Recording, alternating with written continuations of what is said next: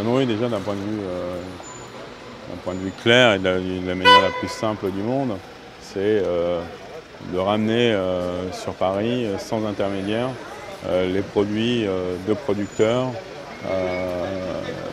issus d'une agriculture vertueuse dont on a défini les préceptes et dont on contrôle la manière de produire. Notre volonté, qui est assez rare, c'est de se dire on a un terrain de jeu qui est la France, et avec ce terrain de jeu-là, on va faire une nourriture coréenne, une nourriture italienne, une nourriture française, une nourriture japonaise, mais avec nos produits bruts français, issus d'une agriculture vertueuse. Et vraiment, c'est un postulat qui est difficile, parce que c'est un postulat qui respecte la saison. Quand on respecte la saison, on rajoute certaines complications. Ça veut dire que pour quelqu'un qui fait des cocktails, pendant une période de l'année, on n'a pas de citron en France, il faudra qu'il aille recréer de l'acidité autrement. Quand on fait un restaurant argentin, ça veut dire qu'on va ramener une viande française, parce que on maîtrise complètement la vie de l'animal, ce qui n'est pas possible quand on vient d'ailleurs. Et après, on se dit que faire venir des côtes de bœuf de l'autre bout du monde, c'est une aberration. C'est aussi maîtriser toute la chaîne, c'est-à-dire quand on pose une assiette, une salade aux lentilles avec différents légumes dedans, c'est de se dire tiens, on vous pose ça, on connaît tous les producteurs, pour mettre un nom derrière chacun de ces producteurs. C'est un écosystème, la Jeannery. C'est un écosystème dans lequel il y a aussi une interaction entre chacun des lieux, chacun des commerces. Il y a une interaction. La boucherie va vendre sa viande dans tous les restaurants, et pareil pour la poissonnerie. Et puis, la Jeannery, ça se veut être aussi un lieu intelligent, parce qu'on s'est rendu compte que lorsqu'on va chez chacun de nos producteurs vertueux, c'est beau. Donc il fallait qu'on valorise cela, qu'on valorise leurs produits dans des endroits beaux qu'on a dessinés. Donc on a fait intervenir certains designers qui ont travaillé sur ce geste-là de l'agriculture vertueuse. Donc voilà, c'est beau, c'est bon, et comme on explique la saison, c'est au juste prix. Quand vous mélangez tout ça, ça vous donne un quartier dans lequel il y aura peut-être un lieu de respiration avec un lieu d'art, et il y aura un restaurant coréen, et étrangement ou bizarrement, notre jardin va fournir aussi bien le coréen que l'argentin, et un même produit aura deux sensations, deux couleurs différentes. Donc il y a vraiment cette volonté-là de dire que c'est réel, ces produits existent et vous font du bien. Il est évident que la dimension familiale joue un rôle important, et le regard de ma fille a réellement provoqué des choses, puisque dans tout mon parcours professionnel, qui était essentiellement axé sur la finance, essentiellement axé sur des choses qui n'étaient pas matérialisables dans les yeux de ma fille, et je me rendais compte que je n'existais pas dans ses yeux. Donc pour moi, c'était essentiel de réaliser quelque chose. Donc j'ai réalisé un restaurant, où j'ai créé un restaurant où j'ai essayé de lui mettre le plus d'intelligence possible, et au fur et à mesure, j'ai tiré un fil, ce fil qui est né de toutes mes inspirations, mes frustrations, comme je le disais. Je crois qu'on peut dire que le début de l'histoire de la Jeannery, il y a mon parcours, il y a plein de choses, et il y a un moment aussi, il y a un moment qui est essentiel et qu'il faut pas oublier. Il était chez Victor aux Pays-Bas, à Sador et Stabery, qui nous a donné une leçon de cuisine avec les produits traités de la manière la plus simple au monde, c'est-à-dire bruts, cuits sur un assador. Et il a mis toute l'intelligence sur ces assadors. Il utilisait différentes essences de bois, des pommiers, des autres, et en disant en fonction de chaque produit. Et il nous livrait une crevette cuite à la perfection, un beurre avec de la cendre, des choses comme ça. Antonin a eu une émotion à pleurer sur une crevette, ça lui a rappelé son enfance, et je lui ai dit c'est ça qu'il faut qu'on fasse. Il m'a dit tu sais, ça c'est quand même la chose la plus compliquée au monde. Et après, il nous a fait goûter son propre chorizo fait avec les agneaux. Et puis quand il est sorti, il nous disait tu vois, les agneaux ils sont là-bas. et ils font mon chorizo, mais je peux le faire qu'à telle période parce qu'ils sont bons qu'à telle période les chorizos. La mozza que tu as goûté, tu vois là-bas, il y a 4 buffes, c'est mes petits bouffes, et c'est pour ça que tu as vu, elle était chaude, la bouffe là, parce que je l'ai fait sur le moment. Il nous a fait comprendre que c'était ça l'intelligence. Il fallait cuisiner son paysage, cuisiner ce qu'on avait près de soi, et d'y mettre tout l'amour. On pouvait faire une mozzarella, même dans le Pays Basque, et c'était certainement l'une des meilleures, c'était pas forcément la mozzarella qui va convenir à tout le monde, mais c'était l'une des meilleures mozzarella au monde parce qu'elle était chaude, elle était crémeuse, elle était onctueuse, et il m'avait apporté son territoire. Il avait contaminé indirectement son territoire, mais avec toute l'intelligence qu'il faut. Et il m'a montré la voie, je pense aussi à ce moment-là, Victor. J'ai aucune légitimité, j'ai vraiment aucune légitimité par rapport à ça. On crée un modèle qui n'existe pas. On crée un lieu qui n'a pas de référence. Donc aujourd'hui, peut-être qu'il aurait été plus rassurant que ce rêve soit entrepris par quelqu'un de connu, reconnu, fortement installé. J'en suis pas persuadé. J'ai été éduqué dans cette culture où tout est possible, où tout est question d'envie. Ce qui me motive, c'est cette envie de faire quelque chose de différent. Donc, personne n'a la légitimité de la Jeune Rue. C'est une communauté d'échange, c'est une vision, c'est une philosophie. Voilà, c'est une rencontre avec tous ces producteurs qui nous ont amenés à penser à ce projet. Je pense qu'indirectement, mon père m'a donné ou m'a laissé en héritage son angoisse de manquer, son angoisse de pas manger entre guillemets à sa faim. Et ma grand-mère faisait une dizaine de plats par jour.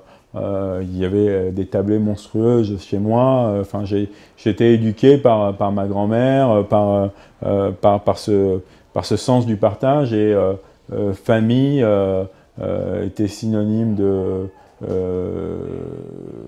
grandes tablées de partage. Éducation se faisait autour de la table. Voilà, je fais partie d'une génération pour lesquelles c'était important, la famille était incarnée dans ces valeurs-là, la nourriture. J'étais passé souvent dans ce quartier parce que j'étais venu quelquefois déjeuner à la Minuit à côté, et c'est vrai que ce quartier m'avait interpellé à quelques reprises par l'atmosphère qu'il avait et par quelque chose d'étrange qu'il avait en même temps parce qu'il ne vivait plus. Mais en même temps, il y avait 3 icônes qui étaient là. Il y avait la Mille-Louis, il y avait Anaï, où on est là maintenant, il y avait Pramy qui venait de s'installer. Et ça représentait quelque chose dans la toile parisienne au milieu d'un espèce de no man's land. J'imagine que ça a dû me titiller un coin dans ma tête, mais ce quartier, il s'est imposé aussi à moi comme la Jeune Rue, parce que je voulais absolument un local qui était le 40-42 rue du Verbois, qui a été tellement fort pour moi il a suscité toute la folie qui venait après. Le juste prix dans la Jeune Rue peut s'exprimer d'une manière assez simple, et on a un exemple qui est pour moi le plus éloquent parce qu'il reprend toutes les valeurs et toute l'intelligence de la Jeune Rue. Pour nous, ce qui est important, c'est de maîtriser notre sourcing, que la matière brute qu'on utilise soit la plus vertueuse possible, et à la fin, c'est d'y mettre toute l'intelligence qu'il faut pour que ça arrive au juste prix. Toutes les boulangeries parisiennes ou françaises ne maîtrisent pas le sourcing du blé et de la farine. Ce sont des métiers qui se sont distingués au fur et à mesure du temps. Un boulanger achète sa farine et malheureusement la farine elle vient du monde entier, et enfin le blé plutôt vient du monde entier, et on n'arrive pas à maîtriser réellement la provenance du blé. Dans la Jeune Rue, une boulangerie c'est 100 hectares de blé plantés, c'est un blé de population, c'est un blé qui n'est donc pas génétiquement modifié comme tous les blés qu'on utilise dans toutes les farines modernes. C'était un blé qui valait à notre meunerie, Notre meunerie qui travaille selon un moulin astier, ce moulin astier qui va déployer le grain du blé et qui va ôter la cellulose. La cellulose, c'est ce qu'on retrouve dans toutes les farines à l'heure actuelle. Et la cellulose, c'est une fibre qui n'est pas digeste pour l'homme.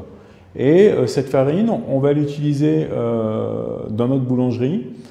Elle a une particularité, c'est qu'elle n'aura pas tant de repos, parce qu'elle n'a pas besoin de repos, puisqu'elle n'a pas été polluée par tous les pesticides. Donc voilà, on a mis toute l'intelligence qu'il faut dans notre blé, dans notre sourcing de blé. Donc si on reprend cette image-là, 100 hectares de blé, notre propre monnaie qui fait la farine, qui l'amène à notre boulangerie. Il faut matérialiser le prix maintenant. Un grand boulanger parisien, qui a beaucoup de boulangeries à l'heure actuelle dans Paris, vend son pain au kilo 8,70 €, je crois que c'était 8,70 €, 8,80 €.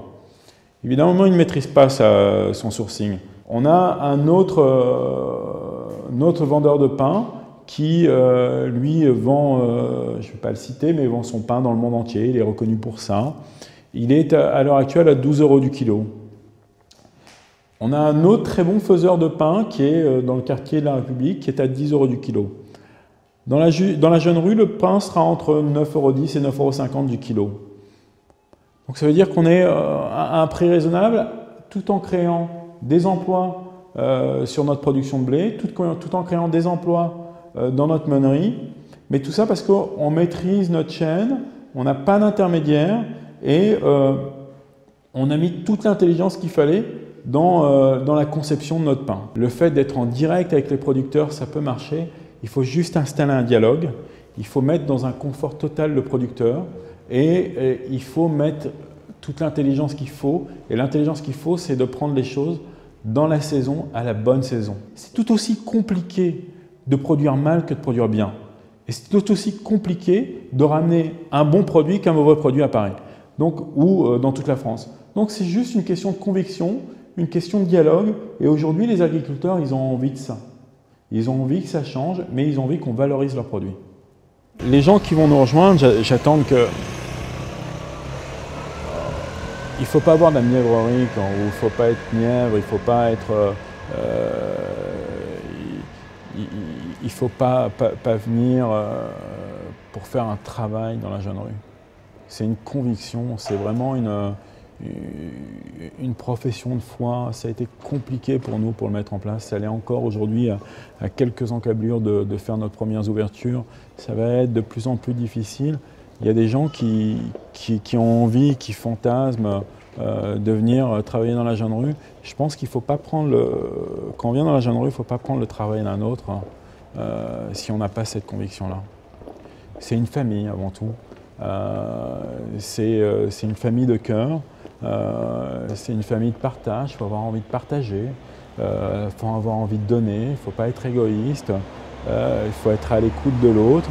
Et surtout, j'attends qu'il y ait beaucoup d'humilité pour comprendre le geste qui s'est fait, être curieux de ce qui est beau, de ce qui est bon, de ce qui est juste. J'ai appris la patience avec ce projet plus que l'humilité. J'ai appris que pour faire des choses bien, ça prend du temps. Et je n'avais pas forcément ça ancré en moi. J'ai fait de la finance, on m'a appris à prendre des décisions vite, à agir vite, à essayer de comprendre les choses vite. Ça prend du temps de faire les choses bien. Toutes les personnes qui m'ont rejoint ont mis 25 ans de leur vie avant de comprendre ce qui se passait. Roland Feuillas, qui est un peu notre guide dans le pain, le gardien du temple du pain chez nous, a mis 25 ans de sa vie, a mis sa vie en danger pour faire les choses. Donc j'ai appris le temps plus que l'humilité. Mais en même temps, après, évidemment, de facto, dès qu'on comprend le temps, l'humilité vient. J'ai appris beaucoup de choses avec ce projet, j'en apprends encore tous les jours. J'apprends à faire attention, j'apprends à protéger ma famille, à me protéger, à avancer et avoir cette conviction folle, c'est que le goût, la passion permettra de comprendre toute la genèse de la jeune rue et surtout, voilà, on peut respecter nos agriculteurs avec ça, s'ils peuvent se reconnaître dans ce qu'on a fait, s'ils peuvent avoir de la fierté dans ça, on aura gagné notre pari, on aura gagné notre pari parce que c'est ce qu'il y a de plus important pour nous.